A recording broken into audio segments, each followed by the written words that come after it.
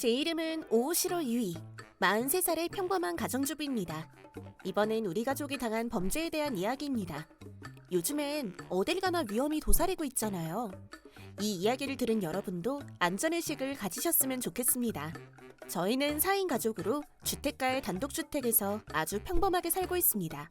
저와 동갑인 제 남편 유타로는 회사원이고, 첫째 미호는 고등학교 1학년, 둘째 료는 초등학교 3학년입니다. 딱히 큰 문제도 없고 나름 사이도 좋은 가족입니다.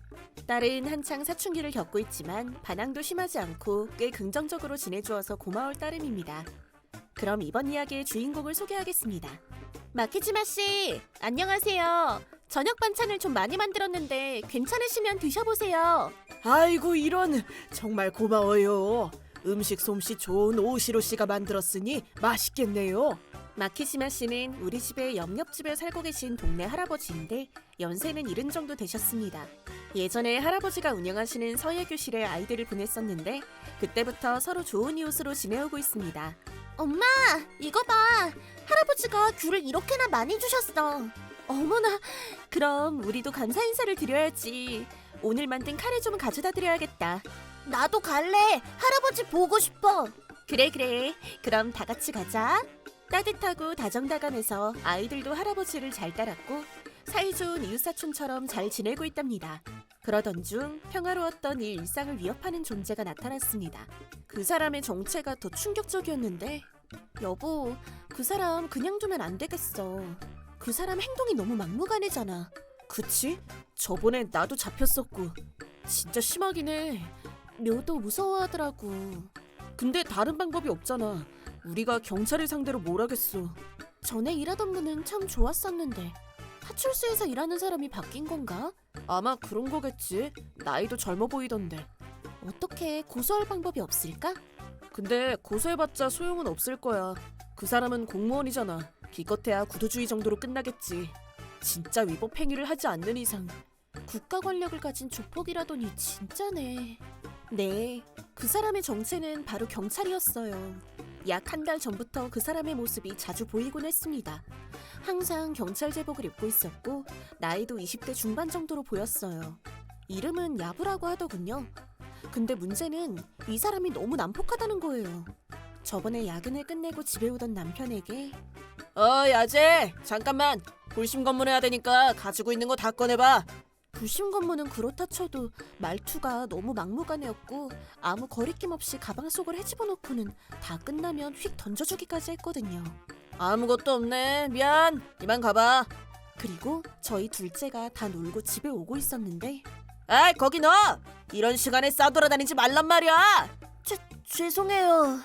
그땐 아직 초저녁이었습니다. 아이가 밖에 있으면 안 되는 시간도 아니었어요.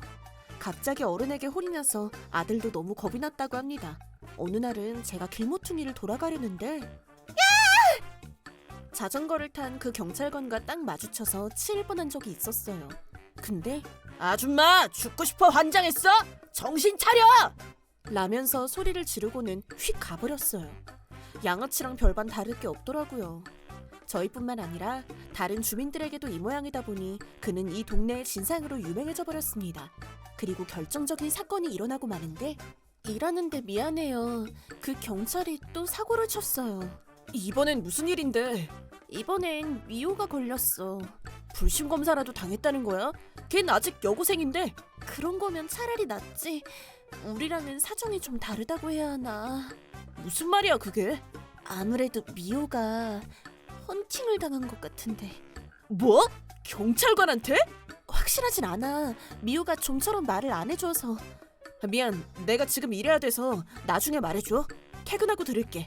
그래, 미안해요. 최대한 빨리 들어갈게. 네, 어느 날 제가 장을 보고 돌아가는데 그 시간에 동아리를 마치고 집에 가던 딸도 집 근처에 있었습니다. 그리고 미호 옆엔 야부가 서 있었는데. 그래? 고등학생도 힘들겠네. 네, 저 이제 그만 가봐도 될까요? 야부는 대놓고 치근덕대고 있었고 딸은 곤란해하고 있었어요. 제 딸이 무슨 일이라도. 아무것도 아니야. 제가 말을 걸자 야부는 심드렁한 얼굴로 그 자리를 떠났습니다. 딸이 말하길 집으로 가던 중에 갑자기 불러세워서는 테니스 부인가 보네. 유니폼 입은 모습 궁금하다. 남친 있어? 진로는 정했어? 괜찮으면 내가 진로 상담 좀 해줄까? 이런 식으로 사적인 것들을 사사건건 캐물었다고 합니다. 우리한텐 막대일 쓰면서 딸한테는 다정했다는 게 더 찝찝했습니다. 그 사람 눈빛이 엄청 기분 나빴어. 더는 말하고 싶지 않아. 하얗게 질린 얼굴로 그렇게 말하길래 저도 더는 물어보지 않았습니다. 내심 걱정은 됐지만 일단 퇴근해서 돌아온 남편과 이야기해보기로 했습니다. 기분 나쁜 놈이긴 해도 걘 경찰관이니까 여고생을 상대로 이상한 짓은 하지 않았을 거야. 그치? 내 걱정이 좀 과했나 봐. 네, 기분은 나빴지만 야부는 경찰이었어요. 그러니 범죄가 될 만한 행동을 하진 않았을 거라고 결론지었습니다.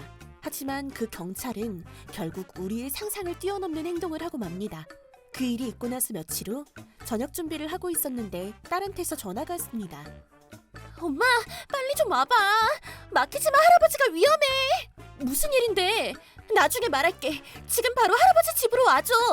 무슨 일인지도 모른 채 일단 저는 마키지마 씨의 집으로 달려갔습니다. 그러자 집 앞에서 마키지마 씨와 야부가 서로 대치 중이었고 딸은 할아버지 옆을 서성이고 있었습니다.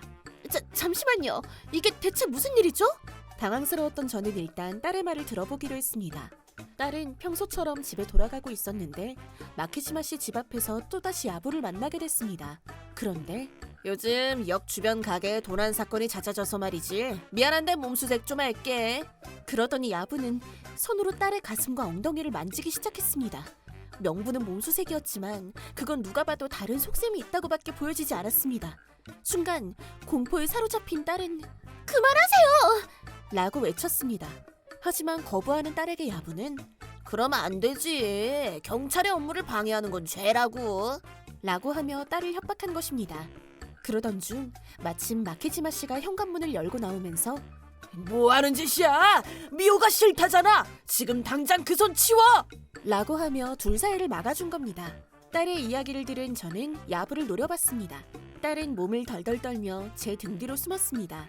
경찰이 성추행을 하다니 얼마나 무서웠을까요? 그리고 마키지마 씨가 입을 열었습니다. 2층 창문에서 당신이 한 행동을 다 봤어. 경찰관이 그런 저속한 짓을 하면 어떻게 되는지 잘 알고 있겠지?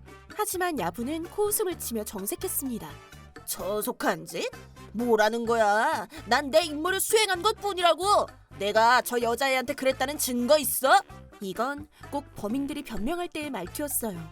원래는 경찰관을 불러야 할 상황이었지만 경찰은 우리 눈앞에 있었습니다. 어이 할배, 자꾸 나대면 대충 죄명 하나 붙여서 경찰서로 연행해버린다. 아, 할배를 절도범으로 잡아가는 것도 괜찮겠네. 이 정도면 그는 범죄를 저지른 거나 마찬가지였습니다. 하지만 잔뜩 겁을 먹은 저희는 아무 말도 하지 못했습니다. 그런데 이런 절체절명의 상황에서도 마키지마 씨는 온화한 미소를 지었습니다. 그 태도가 마음에 안 들었는지 야부는 마키지마 씨의 멱살을 잡았습니다. 야, 너 자꾸 실실거릴래? 그 손 놓으세요! 아줌마는 빠져! 오시로 씨, 고마워요. 여긴 내게 맡겨요. 마케지마 씨의 말씀대로 잠시 상황을 지켜보고 있는데 갑자기 경찰차 한 대가 우리 앞에 멈춰 섰습니다. 경찰차? 집에서 나오기 전에 신고를 해두었지. 근데 할아버지, 우리가 경찰을 어떻게 믿어요? 마키지마 씨가 경찰을 불렀다고 해서 이 상황이 해결되진 않을 것 같았습니다. 잠시 후 차에서 중년의 남성이 내렸습니다. 야부는 그 남성을 보자마자 겁먹은 얼굴로 소리를 질렀습니다. 서장님! 여긴 어쩐 일로! 우리는 경찰 조직에 대해 잘 모르지만 경찰서장이 얼마나 높은 사람인지는 단번에 감이 왔습니다. 근데 이런 대단한 분이 신고 한 통으로 현장을 나오기도 하나요? 저희는 얼굴을 마주보며 서로 의아해했습니다. 그 서장이란 남성은 잽싸게 마케지마 씨 앞으로 달려갔고 깊숙이 머리를 숙였습니다. 오랜만에 인사드립니다. 멍청한 부하 직원눈이 엄청난 결례를 범했다고 들었습니다. 그는 큰 목소리로 인사를 하며 절도 있게 경례를 했습니다. 마케지마 씨는 그에게 그때가 그랬구만 라고 하며 언제나처럼 온화한 미소를 지었습니다. 야부는 이게 대체 무슨 일이냐는 얼굴이었고 그건 저희도 마찬가지였습니다. 그 후 서장님은 야부에게 다가가더니 있는 힘껏 야부의 뒤통수를 때렸습니다. 아파요. 뭐 하시는 거예요? 이 멍청아! 이분은 우리 경찰서의 전 서장님이자 내 선배님이셔! 서장님은 마키지마 씨에 대한 설명을 시작했습니다. 마키지마 씨는 존경받는 선배 경찰이었고 서장직을 맡을 정도로 엘리트였다고 합니다. 그래도 지금은 퇴직하셨잖. 그게 무슨 상관이야? 전 서장님이신 마키지마 선배님이 내가 연락하셨다는 건 상황이 긴급하다는 얘기야. 그래서 직접 달려온 거라고. 지금은 퇴직하셨지만 경찰 조직에 대한 마키지마 씨의 영향력은 아직도 막강했습니다. 실제로 전화 한 통으로 서장이 달려올 정도면 말 다 한 거죠. 선배님, 죄송하지만 이번에 제게 연락하신 이유를 여쭤봐도 될까요? 경찰의 수치를 드러내야 하는 얘기라서 말하고 싶진 않지만 어쩔 수 없군. 이렇게 마케지마 씨는 본인 스스로 모든 일들을 설명했습니다. 저희 딸 사건뿐만 아니라 지금까지 동네 사람들에게 저질러온 수많은 악행들까지 자세히 설명했습니다. 야부의 얼굴은 새파랗게 질려갔어요. 그러자 서장님은 더욱 극대노하셨습니다. 도대체 무슨 짓을 하고 돌아다닌 거야? 넌 지금 경찰에 대한 신의를 땅으로 떨어뜨린 거야? 하지만 야부는 끝까지 변명만 늘어났습니다. 왜 이 사람 말만 들으시는 거예요? 전 서장인지 뭔지 잘 모르겠는데 제가 그랬다는 증거도 없잖아요. 사실 동네 주민들이 주장하는 일들에 관해서는 증거가 없지. 내가 그랬잖아! 이 노망난 할배 같으니!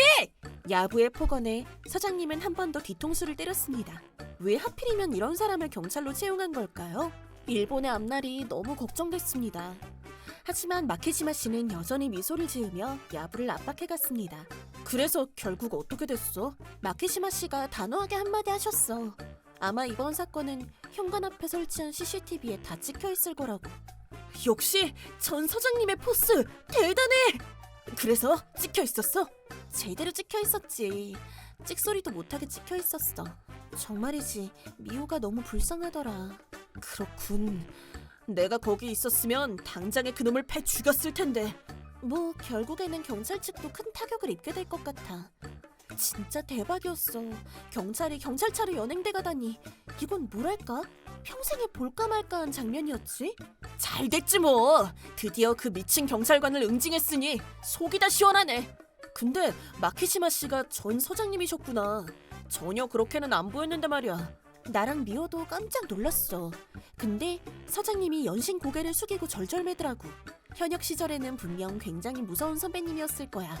아, 맞아. 평소엔 온화한 사람이 한 번 열받으면 말도 못하게 무섭다고들 하잖아. 마키지마 씨 집에 설치된 CCTV 영상을 통해 몸수색을 가장해서 노골적으로 성추행을 저지른 사실이 드러났습니다. 거부하는 딸의 모습도 찍혀 있었습니다. 엄마로서 한 사람에게 이렇게 화가 났던 건 처음이었습니다. 야부를 죽을 때까지 패주고 싶었지만 법은 그걸 허락하지 않았습니다. 마키지마 씨와 딸의 증언, 그리고 이 영상으로 야부는 공연음란죄로 기소당했습니다. 제가 직접 야부에게 복수할 순 없었지만 일본의 법을 이용해서 제대로 복수하기로 했습니다. 그는 경찰직을 파면당했고 뉴스에서는 그의 이름과 얼굴이 보도됐습니다. 아마 사회적으로 엄청난 지탄을 받게 되겠죠? 다시 사회로 복귀할 때까진 상당한 시간이 걸릴 겁니다. 그 후 서장님을 포함한 몇 명의 경찰들이 사죄를 하기 위해 우리 집을 찾아왔습니다. 그래서 미우는 저만 그 사람한테 피해를 본 게 아니에요. 그 사람은 불심 검문을 한답시고 동네 사람들의 물건을 함부로 뒤진 데다 물건을 던지기까지 했어요. 초저녁에 아이들이 밖에 있으면 이 시간에 싸돌아다니지 말라고 겁을 줬고 자전거를 타고 가다 행인이 치이면 죽고 싶냐 정신 차리려면서 화를 냈어요. 경찰관 이전에 사람으로서 해서는 안 될 행동만 하고 다녔다고요. 솔직히 말해서 이 동네 사람들은 이제 경찰 말은 안 믿을 거예요. 아마 다음에 이 동네를 담당하실 경찰분은 고생 꽤나 하실걸요? 자기보다 덩치도 크고 세 보이는 경찰관들을 상대로 당당하게 할 말을 했던 거죠. 그런 미호의 모습에 저도 몰래 순간 박수를 칠 뻔했습니다. 저뿐만 아니라 아마 이 동네 사람들이라면 모두 제 딸에게 박수를 쳐줬을 겁니다. 방금 딸이 했던 말은 이 동네 주민들의 생각을 대변한 것이기 때문입니다. 정말로 몰아드릴 말씀이 없습니다. 이 일은 야부의 인간성을 알아채지 못한 저희의 잘못입니다. 다음에 이 동네를 담당할 경찰뿐만 아니라 모든 경찰 조직원을 다시 확인해볼 필요성을 느꼈습니다. 무너진 신뢰를 다시 쌓으려면 긴 시간이 걸리겠지만 부디 한 번 더 기회를 주십시오. 그렇게 말하며 머리를 푹 숙였습니다. 딸은 말로만 그러지 말고 행동으로 보여주세요 라고 말하며 방으로 들어가 버렸어요. 그리고 얼마 지나지 않아 동네 파출소에 새로운 경찰이 임명됐습니다. 그 경찰관의 가슴엔 마키지마라는 이름표가. 오늘부로 이 동네 파출소를 담당하게 된 마키지마 슈고라고 합니다. 주민 여러분의 안전을 지키고 무너진 신뢰도 되찾겠습니다. 이름은 물론 얼굴만 보고도 알아챌 수 있었습니다. 그가 마키지마 씨의 손주라는 걸요. 설마 할아버지의 손주분이었을 줄은. 이번에 이 동네를 담당할 경찰을 선발하는 과정이 어려웠다고 해요. 그래서 제가 스스로 지원했습니다. 굳이 왜 지원을? 이 동네는 제가 나고 자란 곳이에요. 제가 존경하는 할아버지가 사시는 곳이기도 하고요. 제 동료가 소중한 제 동료를 들쑤시고 다녔다죠. 할 수만 있다면 제가 경찰관으로서 뭐든 해야겠다고 생각했습니다. 이 동네 사람들은 야부 사건 이후로 경찰을 보면 모두 치를 떨었습니다. 마키지마 씨의 손주분이라면 사정이 달라지겠죠. 이 동네에서 마키지마 씨는 제 딸을 구하고 야부를 응징한 영웅으로 유명해졌기 때문입니다. 그의 손주인 만큼 믿을 수 있다고 단언할 수 있죠. 하지만 그렇다고 해서 무조건 믿어줄 수만은 없었기 때문에 그가 무슨 이상한 짓을 벌이진 않는지 유심히 지켜봤어요. 꼬마야, 이 축구공 네 거 맞니? 고마워요, 형. 여기서 노는 건 괜찮은데 공원 밖으로 공이 튀어나가지 않도록 조심해야 한다. 네! 아이들과도 적극적으로 소통하려고 했으며 동네 순찰도 열심히 했습니다. 이 동네 출신답게 동네 지리도 빠삭해서 길을 안내하는 모습도 자주 보였습니다. 이번에 야부에게 피해를 본 미호도 저런 분이 우리 동네를 오게 돼서 다행이야 라고 했고 불안했던 마음이 눈 녹듯 사라졌다고 합니다. 지금도 저희는 마키지마 씨와 좋은 관계를 유지하고 있습니다. 그리고 저희 딸을 구해주신 덕분에 전보다 더 돈독한 사이가 됐습니다. 손주부님 비번일 때는 꼭 할아버지 댁에 방문했고 그때마다 두 사람이 함께 시간을 보내곤 했습니다. 슈고 씨한테 여친이 있을까? 뭐? 너 설마 슈고 씨 좋아하니? 그게 잘생겼잖아. 근데 슈고 씨는 경찰관이야. 그분이 과연 미성년자랑 사귀라고 할까? 그치. 더 예뻐져야겠다. 왠지 이 동네에 경찰 혐오증이 있던 여고생이 반해버릴 정도로 대단한 분이 오신 것 같군요.